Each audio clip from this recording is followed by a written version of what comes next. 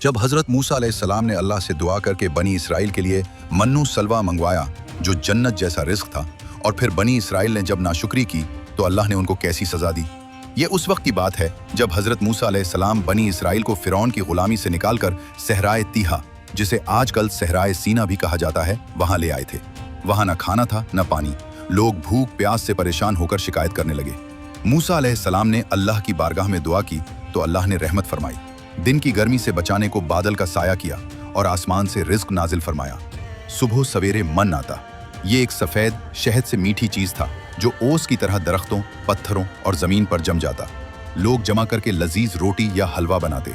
शाम के वक्त सलवा आता जो बटेर की मानिंद एक छोटा परिंदा था।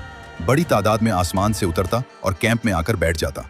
लोग आसानी से पकड़कर ताज़ा गोश्त खाते और अल्लाह ने उनकी रहनुमाई के लिए दिन में बादल का सुतून और रात में आग का सुतून भेजा था। जहां सुतून